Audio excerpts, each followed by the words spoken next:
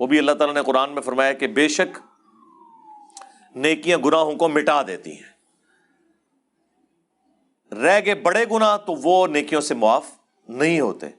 سوائے توبہ کے ان کی معافی کا کوئی ذریعہ نہیں۔ اور وہ توبہ بھی پھر اس لیول پہ اللہ نے فرما دیا سورۃ الفرقان میں کہ اگر کوئی شخص سب سے بڑا گناہ جو ہے شرک، قتل نہ حق اور زنا، ان تین گناہوں کا ذکر کر کے اللہ تعالیٰ نے فرمایا کہ اگر کوئی اس سے بھی توبہ کر لے ہم نہ صرف اس کے گناہوں کو معاف کر دیں گے بلکہ اس کے گناہوں کو نیکیوں سے بدل دیں گے۔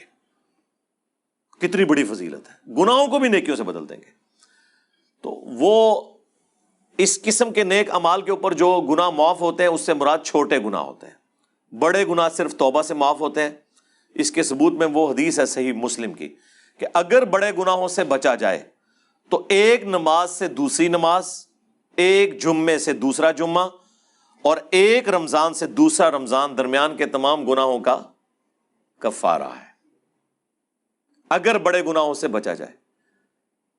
اب یہ نہیں ہے کہ کسی نے ایک جمعہ پڑھا اور اگلا جمعہ پڑھ لیا درمیان کے سارے معاف ہو گئے، نہ، کیونکہ نماز چھوڑنا خود گناہ کبیرہ ہے، اس لیے آپ نے فرمایا ایک نماز سے دوسری نماز درمیان کے گناہوں کا کفارہ ہے، ایک جمعے سے دوسرا جمعہ، ایک رمضان سے دوسرا رمضان، اگر کبیرہ سے بچا جائے۔ تو سب سے کبیرہ گناہ اعمال کے اندر تارک الصلاۃ ہونا ہے۔ قرآن میں واضح فتویٰ ہے وَأَقِیمُوا الصَّلَاةَ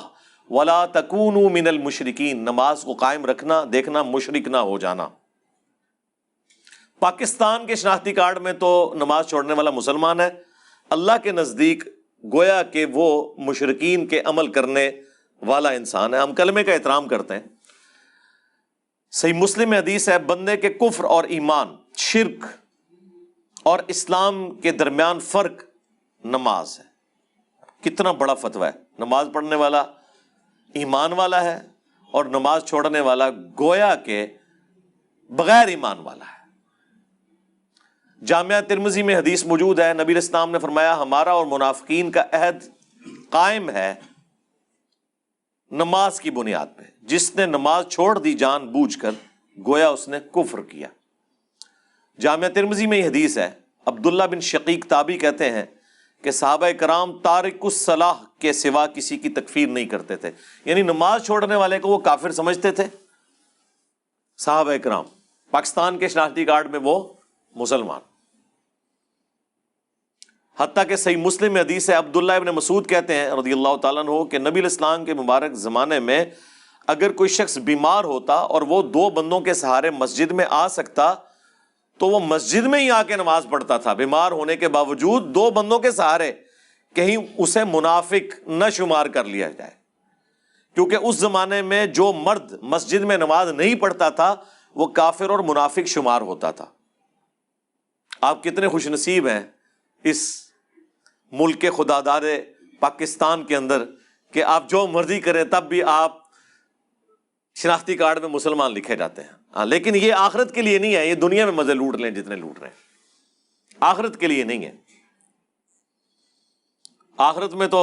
واضح حدیث ہے سنن ابی داؤد کے اندر کہ قیامت والے دن سب سے پہلے نماز کے بارے میں سوال ہوگا، اگر اس کا یہ مسئلہ حل ہو گیا تو اگلی منزلیں اس کے لیے آسان ہوتی جائیں گی۔ وہ تو تفصیل کے ساتھ حدیث موجود ہے، مسند احمد کے اندر، مشکات کے اندر بھی موجود ہے کہ نمازی کے لیے نجات ہوگی، نور ہوگی۔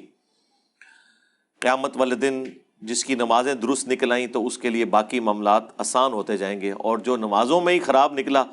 اس کا حشر جو ہے فرعون کے ساتھ، حامان کے ساتھ ہوگا، والعیاذ باللہ تعالی۔ تو لوگ تو نماز کو اس حوالے سے ہلکا جانتے ہیں، نماز کے بغیر بندہ مسلمان ہی نہیں، سیدھی سی بات ہے جی۔